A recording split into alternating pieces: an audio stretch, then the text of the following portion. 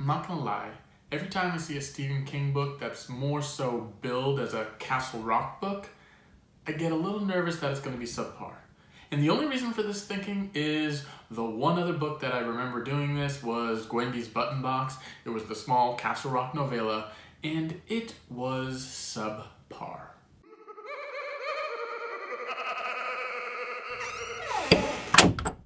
What's up, everybody, and welcome to the darkness. Today we're going to be talking about Stephen King's Elevation. I'm actually going to do this review in pieces, almost as if it's a movie being watched and I'm knocking out a Twitter thread. Same thing here, I'm going to talk about it a little at first, and then I'm going to go through each chapter as I'm reading it. So it's all in real time, in theory. You can't judge a book by its cover. That is bullshit. You can absolutely judge a book by its cover. And you know what? We do it all the time. Anytime we go to a bookstore, anytime we go to Amazon.com, we look at the cover first and we assess what we think of it. That's what makes us go inside the book and read the flap or the back. In this case, it is not the back, it is the flap. Without the book cover, we do not get to the flap, which means we do not get to the actual pages of the book. This is how it is. This is how it's always been, okay? So yes, we always judge a book by its cover. Now, the thing about Stephen King is that you don't really need a good cover. You just need Stephen King's name. Much larger than the title, obviously, much more obvious than anything that's going behind the scenes in that book cover. Marketing team, I could use a little bit more from you, but hey, when you got Stephen King's name, what's the difference? It's kind of like that one movie that I absolutely have no recollection of what it's called, but it was the Jennifer Lawrence and Chris Pratt movie.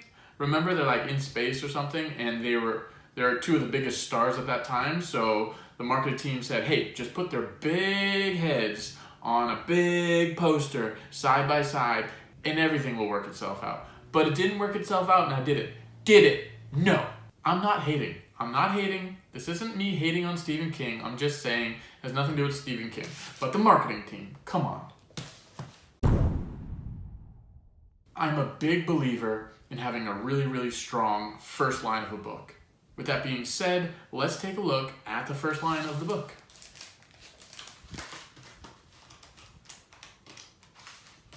Page 1, Chapter 1, Losing Weight. Scott Carey knocked on the door of the Ellis condo unit, and Bob Ellis, everyone in Highland Acres still called him Dr. Bob, although he was 5 years retired, let him in. I'm gonna be honest, that does not excite me when it comes to a first line of a book. I mean, that one's pretty boring, but how are Stephen King's other first lines of his books? I don't know. How are we gonna get that information?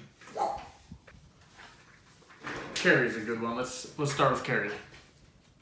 So, you know, it's like the journal entries, right? Page 1.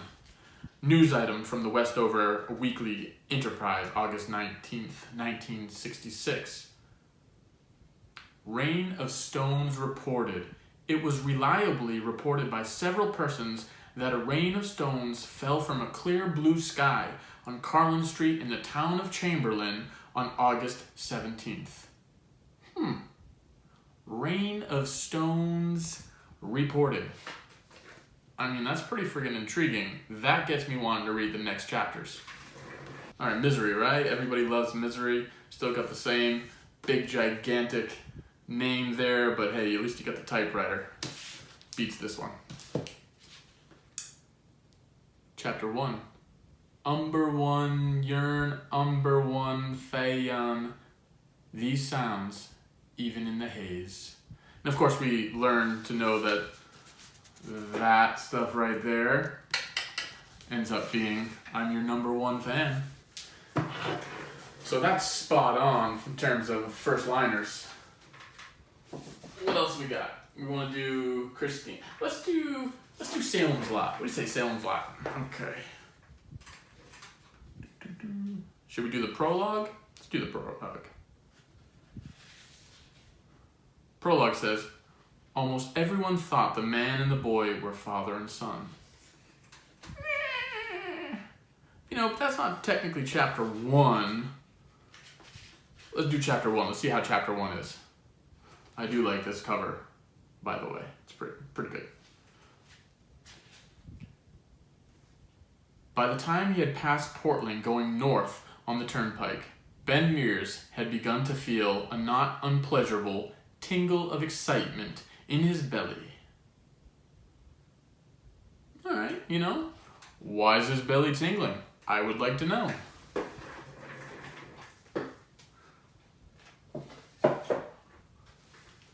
Alright, I'm gonna do it. I'm gonna bust it out. I'm gonna bust out The Shining. Let's see what we got here. First lines are important. There's no way this is not a fantastic first line. Chapter 1, Job Interview. Jack Torrance thought, officious little prick. I'm on board. So on board. This is probably why The Shining is my favorite all-time book. To go with my favorite all-time movie, not the miniseries, of course, but the Kubrick version. But this is not a video about this. Back to elevation. An opening line of a book to me is almost like the same as the opening kill sequence in a horror movie. If the first kill is bad, the movie's gonna be bad. If the first kill is amazing, the movie's gonna be amazing. I mean, that's kind of how I see it in general. Opening kill of Jaws, pretty dope, right? The movie was pretty dope. First kill of Halloween, that was pretty dope, right? The movie was pretty dope. First kill in Scream, pretty dope, right? The movie was pretty dope. I'm just saying, it kind of works out. If you could think of a movie that has a really, really good opening kill, but then the movie is crap, let me know. But I digress. The plot of the book wasn't something that really got me going either. I mean, it actually reminded me of the House of Leaves book, where the inside of the house actually measures larger than the outside of the house. And in terms of elevation, this guy keeps weighing himself and his weight continually goes down, but he's not getting any thinner. He still looks overweight. My second thought of this plot was just is it somehow a continuation of Thinner, minus the crazy gypsy? So with all this being said, between the book cover not being great, the first line not being great, the plot not overly enticing, is this going to be a good book? Or is this going to be a Castle Rock novella subpar entry? Time will tell.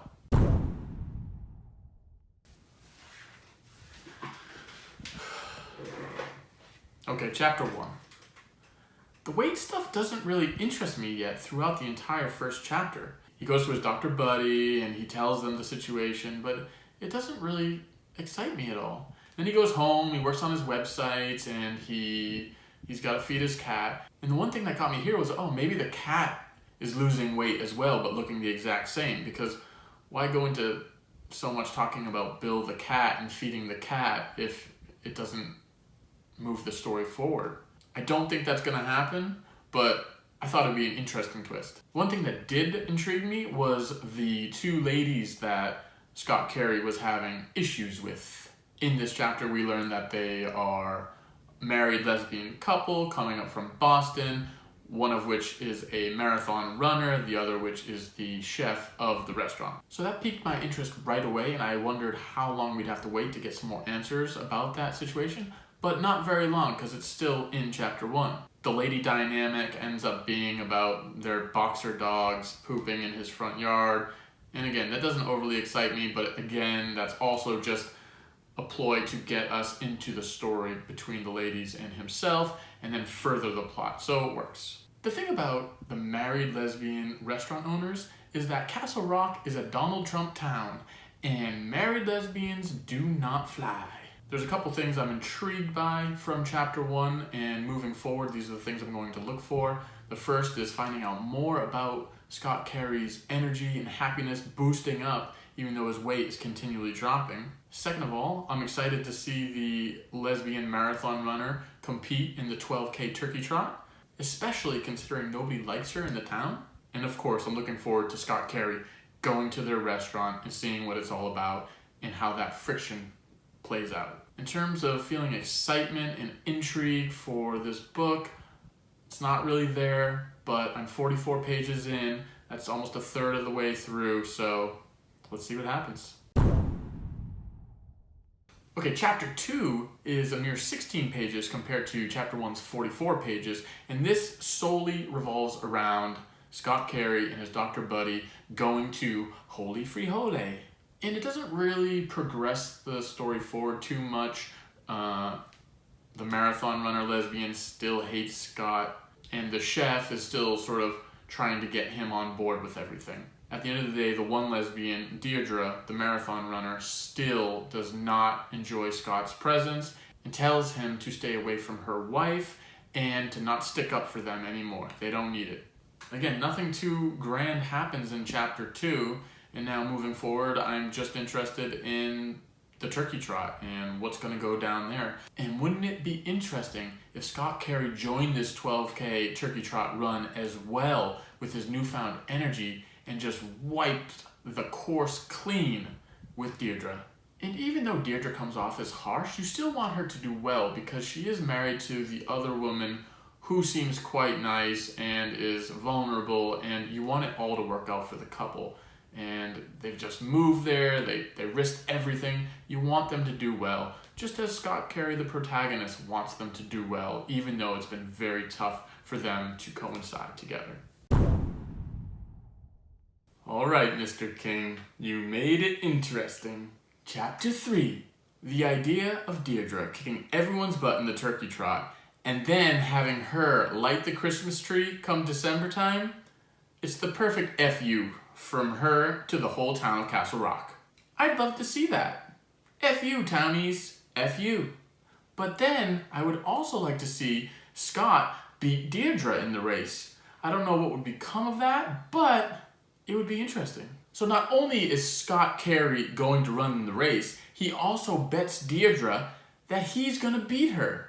The lesbian couple will have to go to dinner at his house if he wins, and if he loses, he'll never bother them again, he'll stay completely out of their way, and their dogs can poop on his lawn all they want. This is a way that Stephen King really ups the ante in this novella. Before, it was just kind of plodding along, but now things are starting to get interesting. I mean, the race between the two has to occur, and we kind of know that that's coming, but at the same time, it's how we get to that point that makes it interesting. But what's really great about the ending of chapter 3 is what Scott Carey thinks but does not say.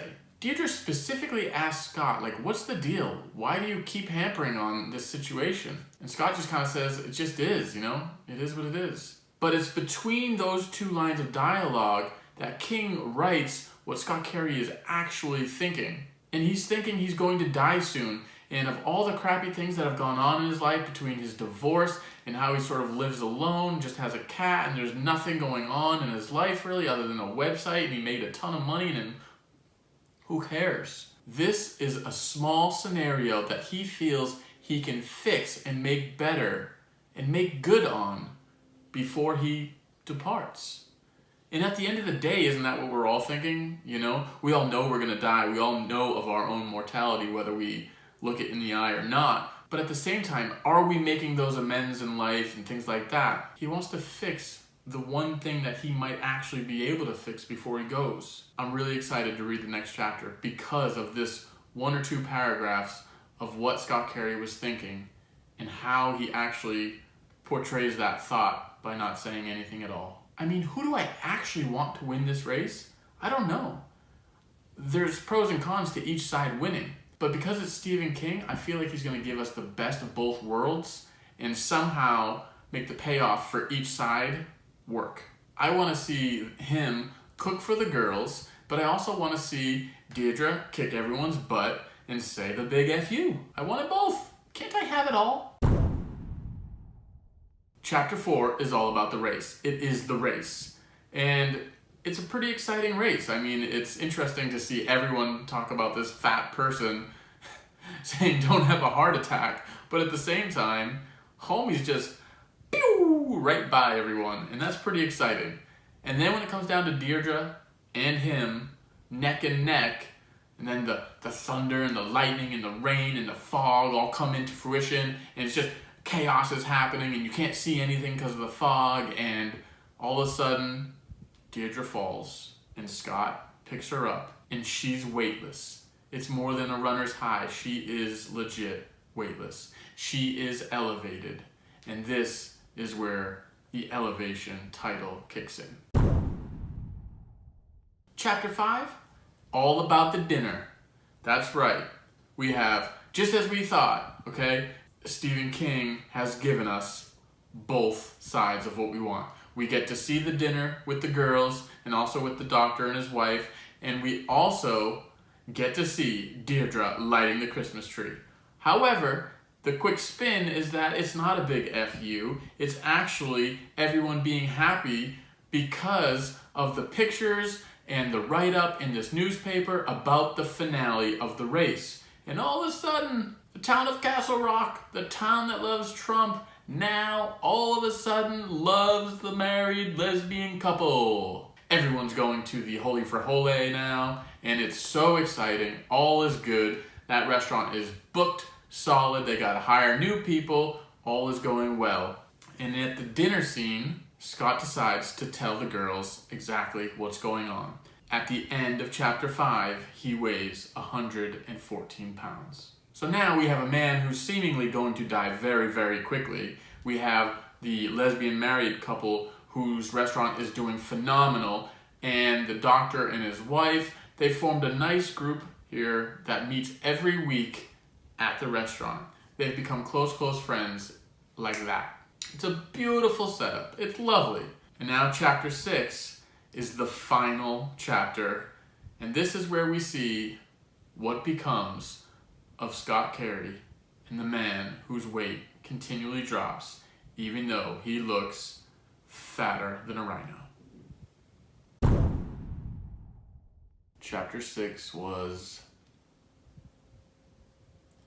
not ideal. I mean, at the end of the day, he is weightless, so the concept of him floating up into space makes great sense. I just don't think Homie floating away is a great ending. Let us not make this one into a movie, because I have a hard time visually buying this dude. Whee! I mean, at the end of the day, you know, the book cover makes a lot more sense.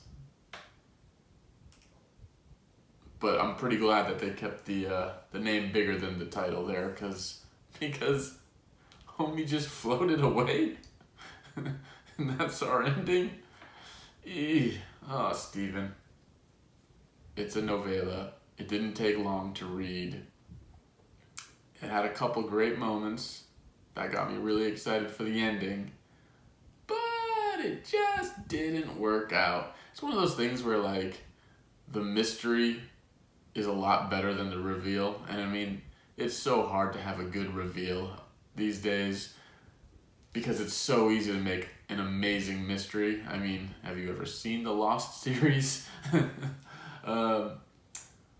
So yeah, this one is definitely better than Gwendy's Button Box, but in terms of novellas, he's got a lot better novellas than this one. I'm just gonna keep staring at the book to see if the book cover changes. It's not going to, though. Anyways, I hope you've enjoyed this sort of step-by-step, blow-by-blow process of me reading a book. A little different from what I usually do, but at the same time, wanted to change it up a little bit. Thank you guys so much for watching. I really, really appreciate it. Please like, comment, and subscribe to my channel. I've got a whole lot more coming. Thanks.